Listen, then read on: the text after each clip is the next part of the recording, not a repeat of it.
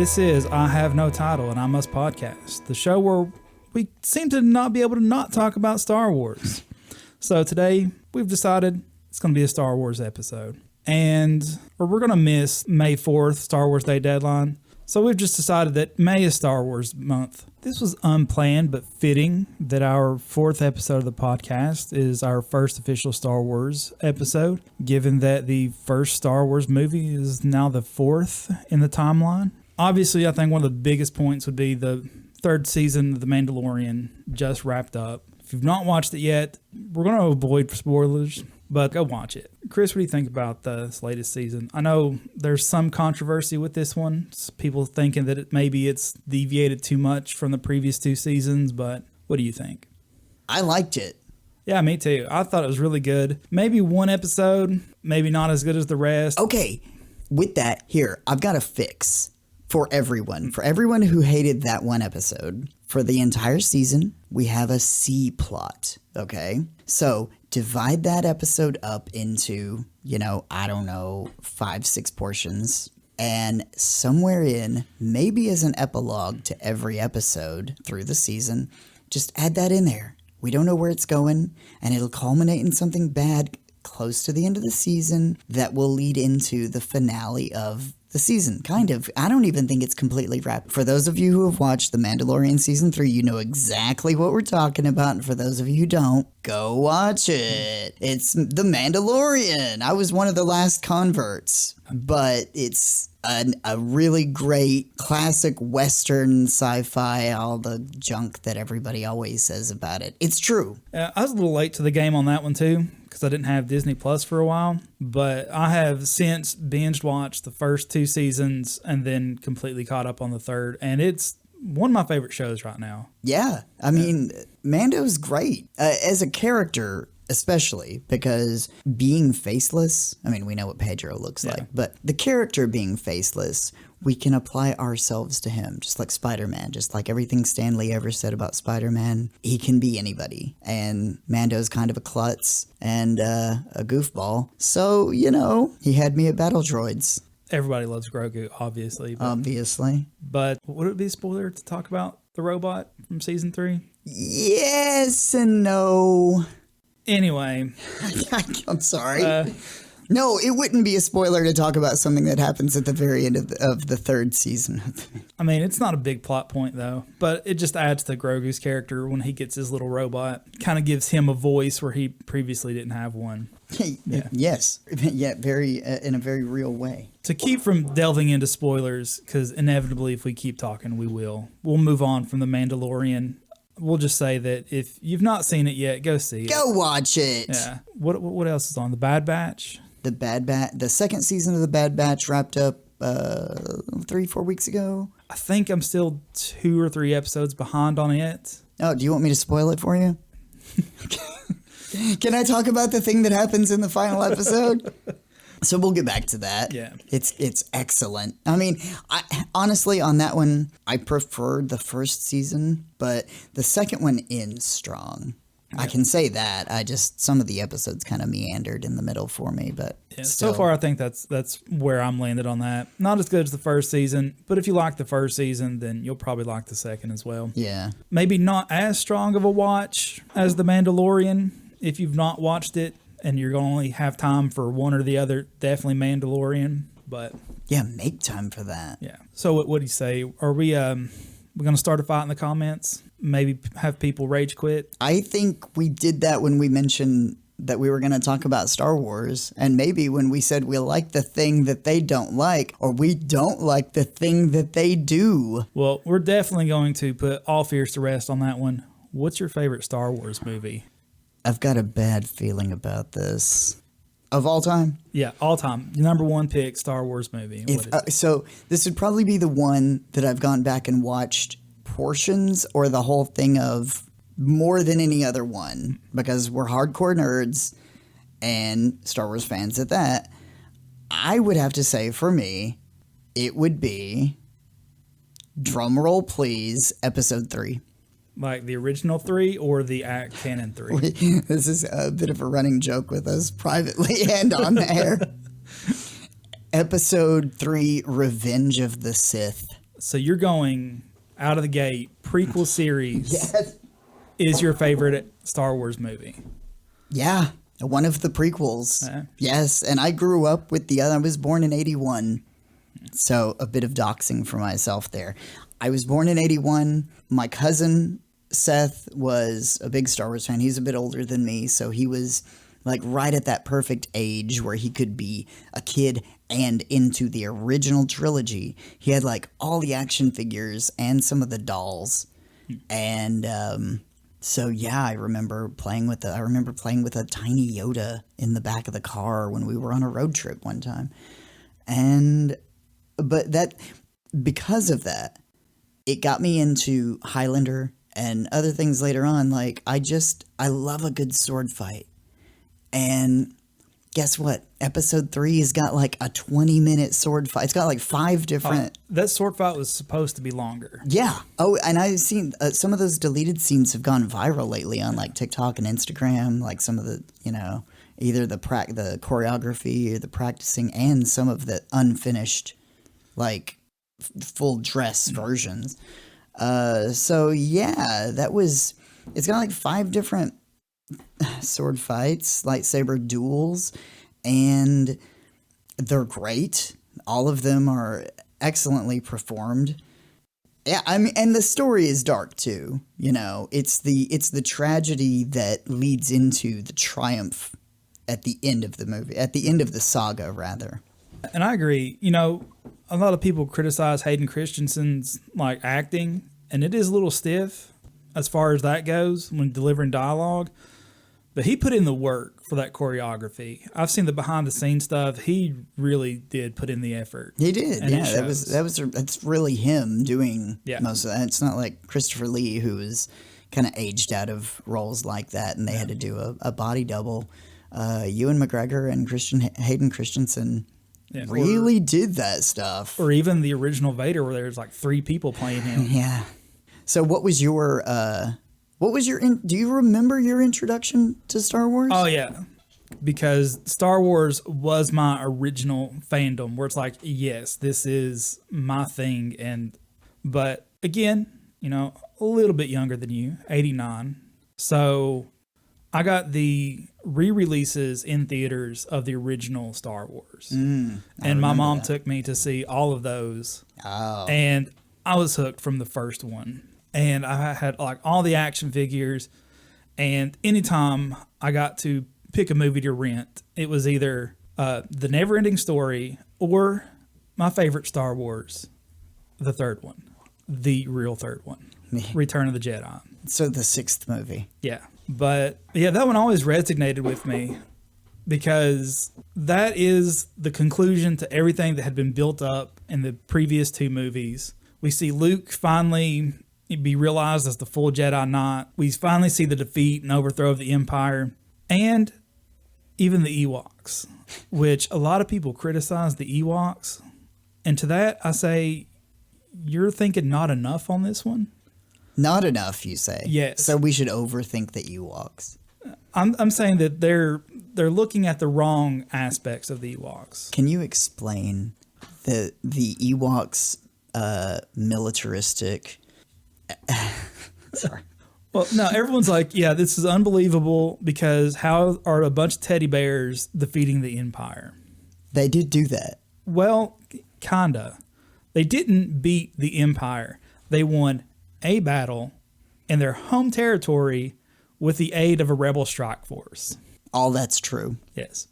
But they did not defeat the Empire. So what you're telling me is the Ewoks didn't overthrow the Empire and Emperor Palpatine himself.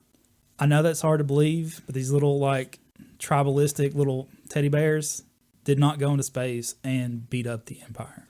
Yeah, I never really had a problem with that. I had a problem with like the sequel to making a movie about the Ewoks, which I also watched as a kid. Yeah. Battle for Endor? Yeah. Or something. And I recently learned that there was apparently a short-lived Ewoks cartoon back in the 80s too.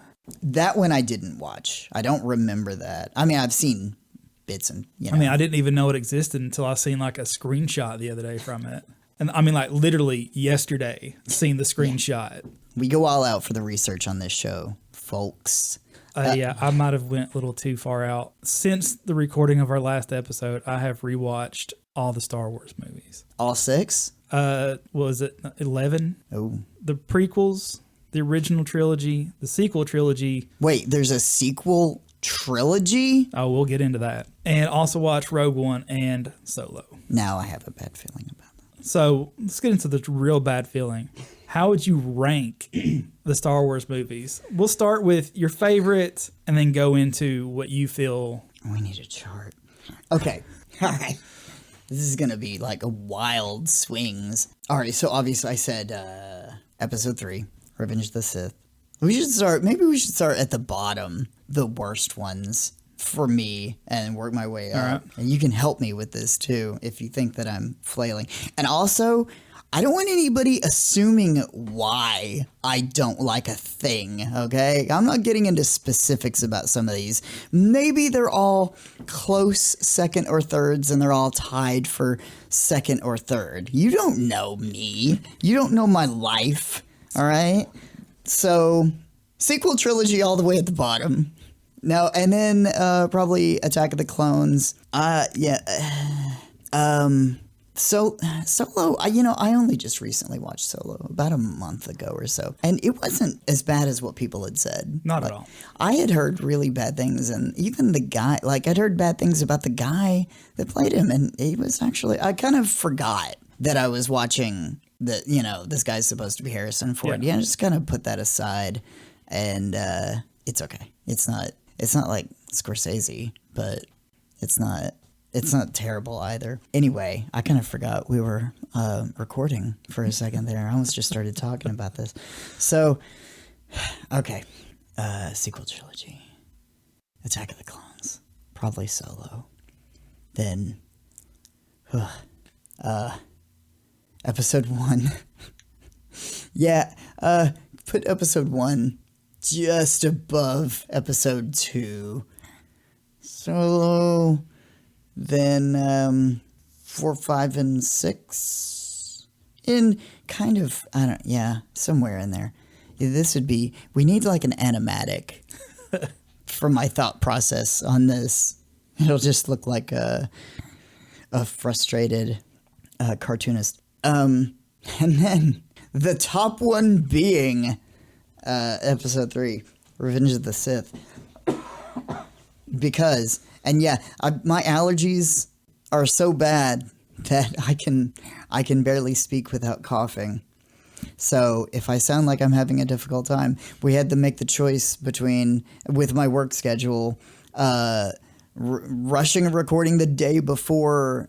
In either event, it's like if something goes bad with this, we have to either re-record or Tyler has to edit. Yeah, that's right, guys. Tyler edits these on his own. We don't pay an outside source to have somebody edit this. We're like underground. We're real here. Tyler edits it, and I did the music. And Chase did part of the music, too, with me. And he's great. We'll get back to him later. But enough stealing my credit, Chase. That's right. I got my eye on you. And I heard that Chase's favorite Star Wars movie was Rise of Skywalker, but that's neither here nor there. So, were those all the films? Did I name them all? Yeah. Don't ask me to give a synopsis of all of them. I could with at least 7 of them. You have to forgive Chris. I gave him maybe an hour's notice about this segment, so mine will be a little bit more thought out. Though probably more controversial. Yeah, well. Because I'm going to start at the top and work my way down. Okay. As I've already said, my number 1 is Return of the Jedi. We'll follow that with Empire Strikes Back. Then I'll go into Rogue One. Then the original Star Wars. Then... A New Hope. Yeah. Okay. Yeah, that'll be my 4th is New Hope. Okay. Now here's where it's going to get really debated. After New Hope... I'm going to do Rise of Skywalker. Then I'm going to do Force Unleashed. Then Solo. Then the prequel trilogy in reverse order. And by default, that leaves The Last Jedi as my least favorite. But this is an outlier for me because I rewatched it, like I said, before filming this episode. And it almost could have been something. Yeah. It's like, I don't even care that Luke died. We're done, by the way. But what I do care about is that they wasted his character. And they actually wasted several characters in that movie. They set up Snoke to be the next big bad guy. Killed him off unceremoniously. Not much explanation of who he even was. Then even Captain Phasma. They set her up to be a bigger character in the first movie. That was a weird one. And then she just kind of disappeared. Yeah, she comes in for that one fight and dies. Spoilers for Star Wars. Mystery box. But then there's that, 20, 30-minute B story with Finn. The casino? Yeah. Oh. That ultimately led narratively to nothing. Yeah. Benicio del Toro, really put himself out there with that stuttering... Yeah. Whatever thing he was doing. Unrecognizable as Benicio del Toro. And what was that? Yeah, they could have cut out the whole casino, whatever, and just had Benicio del Toro be there as one of the, resistance, and then him betray him. Whoa, spoilers. And that could have been the end of that. That would have served the same purpose and would have given us 30 extra minutes to develop the training between Luke and Rey and develop Kylo Ren's character more so that when they come in Rise of Skywalker, all of that would have been a bigger payoff. But they didn't. They did not. Thanks, JJ. Ryan Airy from Screen Crush one time said with a sock puppet that was an analog for J.J. Abrams when it asked, should I be allowed to make another Star Wars film? Ryan Airy responded, if it were up to me, you wouldn't be able to watch another Star Wars film. I agree with Ryan. Watch Screen Crush. Ryan Airy loves if you would love him. If you don't watch Screen Crush, he loves everything. He loves analyzing everything. I mean, have you heard about all the Jewish allegory in The Mandalorian, especially the season 3 stuff? There's so much deep heritage for this. So many other people. Jon Favreau had 2 parents, one of whom was Catholic, the other was Jewish, and I think he was. I don't want to get too much into his personal life because I'm not an expert and I don't know him, but there is a lot of allegory here with the Jewish faith and a lot of deep meaning in the Watch, the Mandalorians the Mandalorians religion, in how they don't, there's certain customs that are almost like 1-to-1, they keep their head covered. Certain, they even have eating rituals. There's a lot, and he does a deep dive with a scholar on just, it was an episode that came out just last weekend, either Friday or Saturday. And I mean, it's a good 30, 40 minutes, but it's an easy listen if you're a Star Wars fan and a bit of a theologian like myself. So I love nerd talk, no matter what it is. If people are interested in it, and Ryan Airy loves Star Wars. There have been a lot of people who hated this last season of The Mandalorian. Couldn't get him to hate it. There were people who were trying to actively talk him into hating it, and he's like, I love it all. I don't know. And of course, he doesn't love everything. There's some things J.J. Abrams, obviously, he said J.J. Abrams maybe shouldn't be allowed to watch Star Wars. But J.J. Abrams, a controversial figure. Super 8 was good. I would argue more that Rian Johnson shouldn't be able to watch Star Wars. Yeah, and that's the thing, is Rian Johnson's such a great filmmaker and story writer. I just don't think he should have been given carte blanche. I think there should have been a unified vision, and that should have come from one person, like a George Lucas or a Kevin Feige, somebody who, right or wrong, it felt like, as the second and third installments came out from the sequel trilogy, to me, it felt like this was being written by a committee. And for better or for worse, I hate it when that happens. Even when it's something good, it's like, did you just hedge your bets and ask everybody what they thought and then have 13 different endings filmed, and then you just cherry pick the bits that everybody wanted? So it's just basically a game of Mad Libs. Star Wars edition.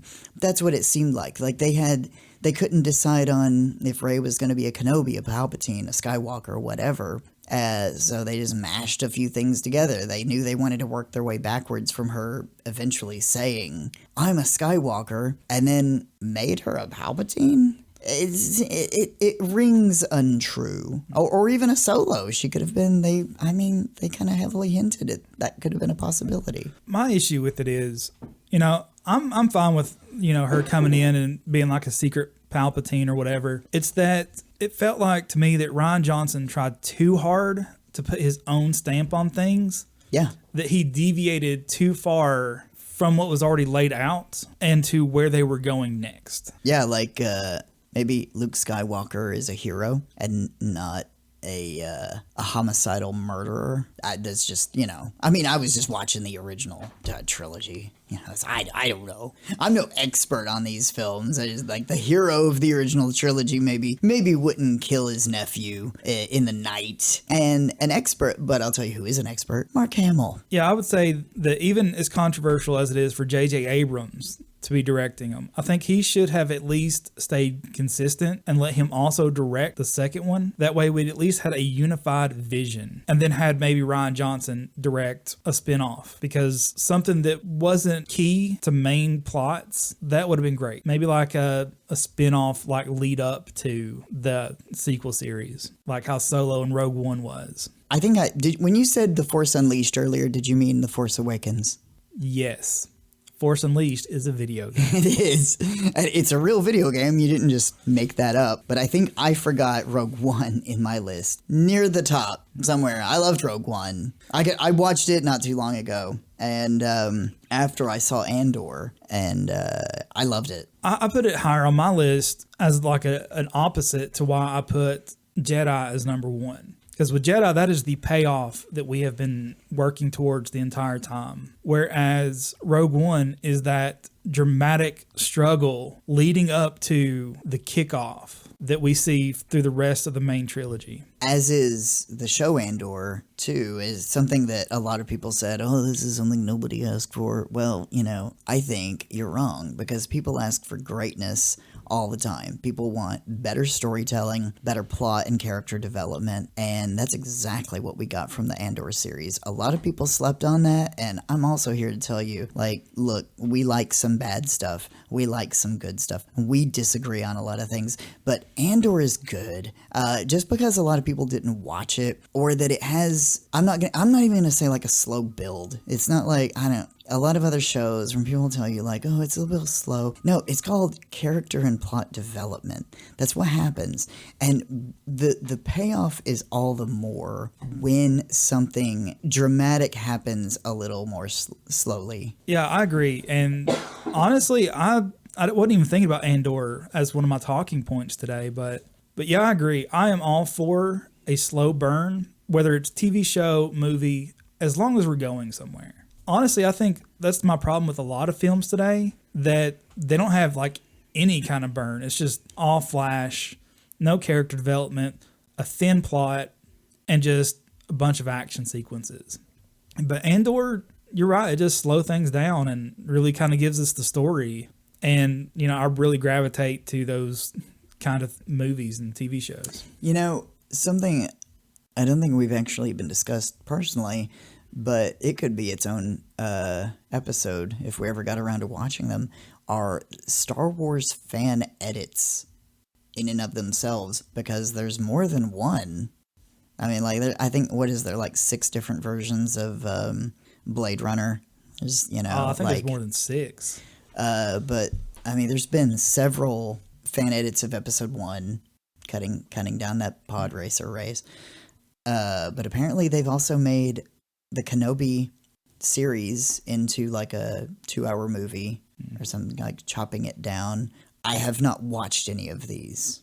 Oh, and there's also, I think, like ultimate cuts of Episode 3 that add in portions of the final season from, I want to say Ahsoka. It's not. It's Ahsoka's show. The Clone Wars kind of becomes Ahsoka's show in that final season. They just truncate her story down, but it starts to overlap the events of Episode 3 into Order 66. I think somebody has at least done them. If anybody knows more specific information or the best versions of these edits, comment them down below. Because the only one that I'm really familiar with is Topher Grace's, when the prequels first came out. He did some kind of cut. Topher Grace, Sony's Venom, Sony's first Venom, and as some would say, the second best Venom. He does edits of movies as a hobby, for those of you who don't know. This is going to be really fun for Tyler to edit. I'm sorry. I can't control the pollen count. I could have controlled how much medication I took before I came in. Don't judge me. So, Topher Grace does edits on films, and he did an episode one. Is that correct? I think it was like the entire prequel trilogy. He did some kind of cut. Oh, did he do them like all? He cut all three down into one movie. Yeah, something like that. Oh I think. Man, yeah. So there's like, I mean, I imagine there's actually like dozens out there that anybody with what is it, Pro Tools or Movie Maker or whatever could feasibly do this. So yeah, if there's a better one, an outlier, I would actually be interested. I've wanted to see the Kenobi one, and I've wanted to see the episode 3 one all cut together. Also, the Twin Peaks Fire Walk with Me with the deleted scene, that 90 minutes like cut back in. So it's like a 3.5 hour version. I digress. I yield my time. All right, so we've talked enough about what Star Wars content we're into right now, but Chris, what Star Wars are you looking forward to in the future? Well, Star Wars has a bright future as always. I'm really looking forward to the Ahsoka show. Oh yeah, coming I am up too. Very soon, actually. August? I think it's August. It's what month is it now? May. Okay, so we're recording this in May. That's what Tyler said. And Ahsoka comes out in August. I'm all caught up on Star Wars, actually. I don't think I have anything left to watch except that Star Wars Christmas special, which you said you wanted to watch after our recording. Got the bootleg copy. I am interested in the Jude Law one, the Skeleton Crew? Skeleton Crew, yeah. I don't know. I like Jude Law, and I like Star Wars, so we'll see what happens. Hopefully something good. But the thing I'm really looking forward to is Andor Season 2. Oh, yeah. Are they going to end it with Season 2? I have no idea. I just know. I feel like yes. I think they're going to jump forward enough in time. Now, it might have spinoffs. They might, this is the thing. This is always the thing with stuff that's like critically acclaimed. Nobody's watching it. Like, why did something drop off or why did something not get? Well, because I guess you can't account for taste. But Andor was so good. And I don't think I got into why for me. I'll tell you. There was one character, Skarsgård's character, Luthen Rael, and there's a lot of theories about his character, the origins of him. I personally think that he is a Jedi. I know a lot of people don't even want there to be any. They want to get well away from anything that has to do with a Force wielder, a lightsaber, or anything that has to do with the Jedi or the Sith or the Skywalker saga, and just like, let's take a look at something well away from it. But I think to have this, the Empire rose up from these stories. So I think there should be a clear tie back to that. We've seen a lot of characters lose their mentor, but we haven't seen as many stories from the culmination of a mentor, long-term at least, protracted storyline, from a mentor losing their mentee, their apprentice. I think when he says, spoilers for Andor, go watch it. He says, I'm a coward at one point when somebody asks what he is. I think he's telling the truth. I think at some point he wasn't able to save his apprentice during Order 66, but he himself survived and has been beating himself up about that ever since.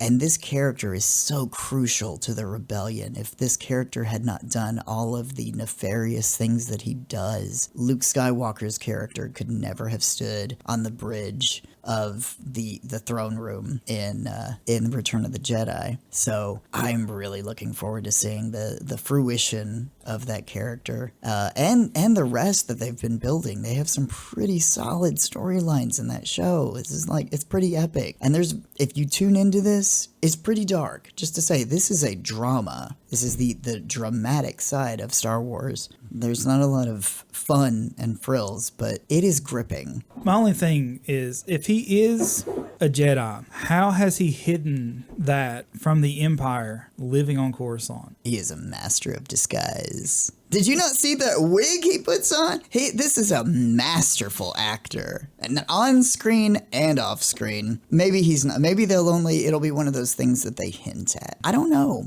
I don't know what they'll do, and I could be wrong. I would be a little disappointed, but when you see him in all black and the hood up, oh man, it reminds me of Luke. Speaking of which, Luke Skywalker. Again, I just want to say, one of the most dynamic characters that has been in fiction, especially in modern history. George Lucas really created something. He knew what he was doing when he made this annoying teenager-ish character because he knew the journey he was going to take him on. He wanted him to be this everyman, or every kid who saw himself as like a nerd and like, I get picked on, I get held back. I get picked last. And to see, like, if you apply yourself, if you believe in yourself enough, what could you do? You could tip the balance of the scale for the fate of the galaxy. And I just want to say, like, if they're doing things with Luke's character in the timeline where he would have existed just after Return of the Jedi, I want to see more of that. Some people are like, let it go. I want to see them redeem his character a bit. I would like to see Ahsoka go into the world between worlds and do some stuff. I'd love to see Sebastian Stan share the role with Mark Hamill. For some reason, he looks like a young Mark Hamill. That would be great. Yeah. And as an addendum to a previous episode, I just want to say, all my life, people have told me they can't tell when I'm being sarcastic. I hear it now. Everything that I have said about Luke Skywalker, for better or for worse, and Mark Hamill, I meant all of it. So, Mark, I love you. Tyler, what are you looking forward to in Star Wars? Well, if you're going on with Andor, yeah. As I'd mentioned in our first podcast, that I'm a big fan of Alan Tudyk, who voices the droid that accompanies Andor. Can you name that droid? No. I totally blanked on that. What is his name? And I should have done my research. I can't think of it either. But through the magic of podcasting, we can edit this to make us seem like we remembered his name. K2SO. K2SO. That's his name. We always knew that. But so far in the story, I don't think he's been introduced yet. Maybe not. Or maybe he has. Unless he's one of the droids we've already seen and then gets reprogrammed. But we've not yet been introduced to his character in Andor, but he was essentially Andor's sidekick in Rogue One. So I'm really excited to see his introduction. And if they are going to end it with only 2 seasons, it's got to be sometime soon. Oh, yeah. Again, also excited about Ahsoka. I think Rosario Dawson being cast as Ahsoka, fantastic choice. That was so great. If it wasn't going to be the original actress, Tara? Something.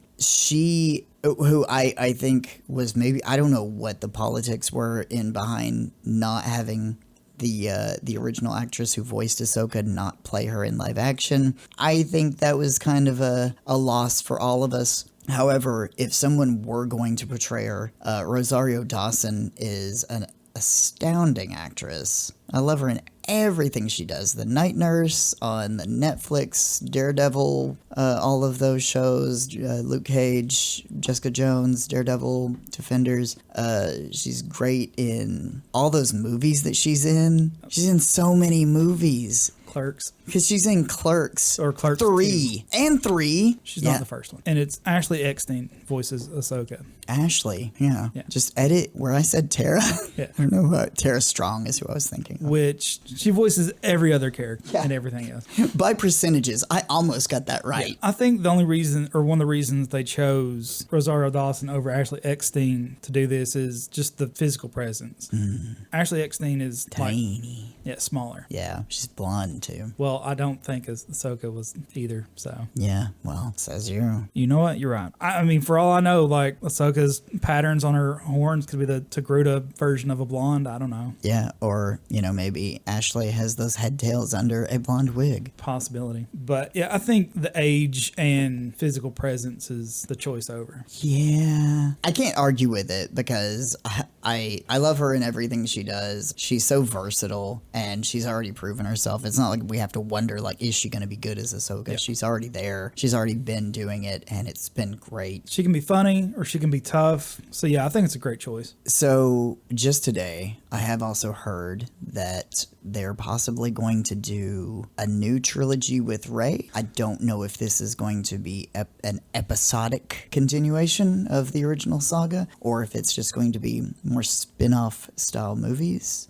Ryan Airy from Screen Crush thinks that it could be Rey and Grogu, as Grogu would be around 90 at the time. I'm not going to break down the rest of the timeline stuff. You can do the math on that. But from around the time that Yoda would have been a master-ish, a knight to a master, Grogu could be all grown up. Might that be? I think this is Ryan Airy's wishful thinking because I think that they're going to push Grogu further into the Mandalorian lifestyle. I think his math might be a little off because Grogu would be around 50 now. Yeah. I think it's supposed to be like 20 years out, I think. And then that's also we're really gonna bicker about the timeline and stuff. Well, unless they're like several years out from the end of Rise of Skywalker. I think that's what they said it's going to be, is like they're pushing it well into the future. Somebody even postulated that it could be a different actress. Like, I think that was one of the original scripts, is they wanted there to be a movie where it was Rey, but she was old and she had a new apprentice. That was something that was bandied about. I don't think that's on the table anymore. I think that's one of the rumors that was quashed, or possibly one of those, like, to every rumor there's a thread of truth. So that might have been an idea thrown about. Well, I mean, it is possible because when I was looking just now 2 seconds ago, it is a still to be announced project. There's no other information about it, but as of right now, Rian Johnson is signed on for a trilogy. You heard it here first, folks. Rian Johnson's back in Star Wars. So after I just said he shouldn't be allowed to watch it anymore. I love Knives Out, and I love the second one. That was actually kind of dicey for some people, but I thoroughly enjoyed the second Knives Out movie. I just don't think he was properly suited for this. And that's to say, he couldn't write a great Star Wars film that has nothing to do with the main, with an ongoing story. Yeah, I'll go ahead and backtrack because I do like his other work. And I think that if maybe they had let him direct and write to start with, instead of bringing him in to try and do his own thing after the fact, maybe it would have been better. And there's no way that anyone could make me believe that there wasn't some studio interference there. Oh, yeah, for sure. I mean, Kathleen Kennedy's got her hands in everything.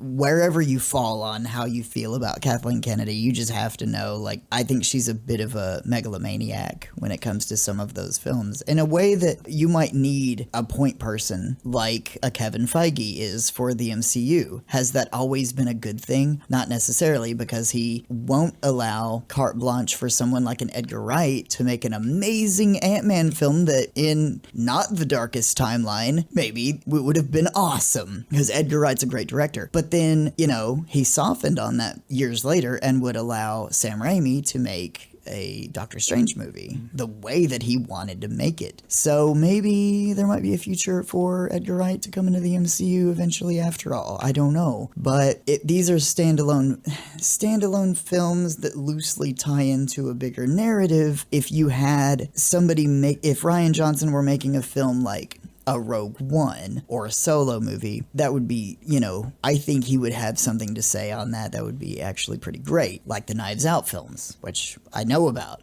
I have seen those. I know he had something. He's got other films out, and I'm blanking on those. I researched for Star Wars. On a side note, though, I think the Knives Out movies, or at least the first one, was almost refreshing because it's just, this movie sounds really good. What's it based off of? His own idea? Yeah, nothing. Yeah. It's like fantastic.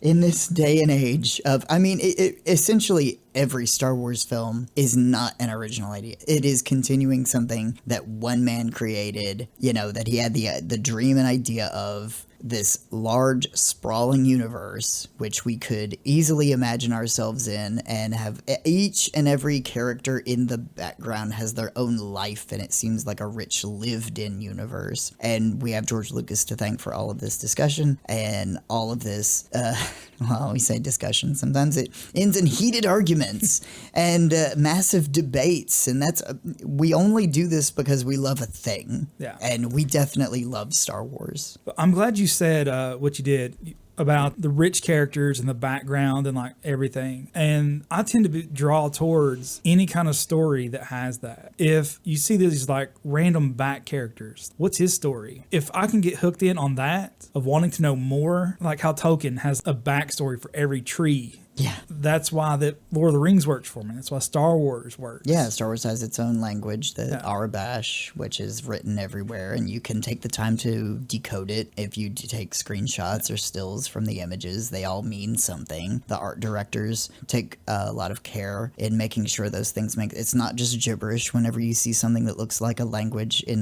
a Star Wars film or TV show is actually a language. And Tolkien created a language for, you know, if he created Elvish, it's a real language. Tolkien created a lot of languages. Yeah. So these are excellent examples. I go back to Doctor Who and talk about it all day. There's a lot of civilizations that get visited that you just think like, oh man, what would this society be like? And you could picture yourself there. Or this society in the darkest timeline, which apparently we live in because Rian Johnson got to direct.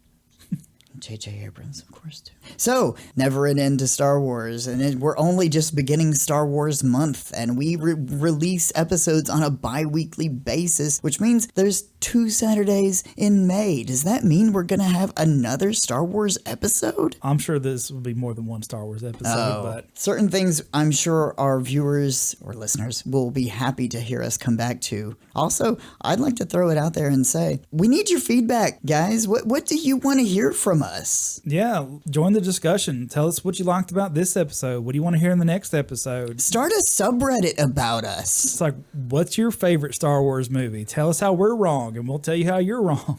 Yeah, Tyler will not be afraid to tell you that The Rise of Skywalker is wait, was that your favorite one? It wasn't my favorite, but I did put it above some of the other ones. Whatever, okay.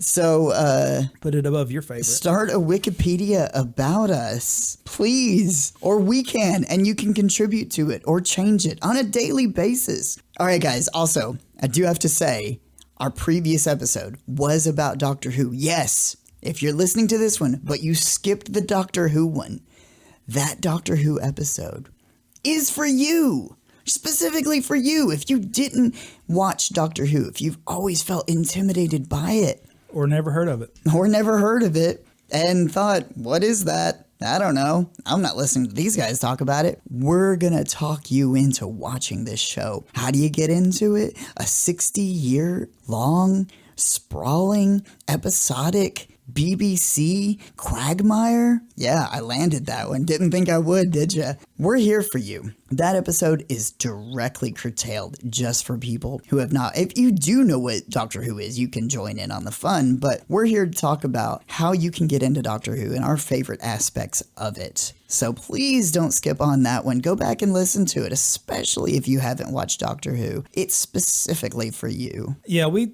try to design it for if you have seen it, join the discussion. If you haven't seen it, then here's where you can start and join the discussion later. Yes, and we'll be getting back to more Doctor Who later in the year. It's the 60th anniversary, so it's a big year for Doctor Who. One of the greatest doctors is returning, maybe more than one. So we'll be talking more spoilery-oriented episodes for people who are long-term fans of the show and maybe you if you get caught up in time. And with that, we'll end our episode. Thank you for staying with us till the end. If you like what we do, follow us on our various social medias. We're on Facebook and Instagram. And if you really like what we do and want to support us, maybe consider joining our Patreon. Links to all this will be below. I just want to say a very special thanks to Chase Burdett, who helped me with our music themes. And if you liked what you heard, Chase is an up-and-coming music producer. So if you're a musician who's looking for a more professional sound, we'll provide links where you can find him below. And until next time, farewell.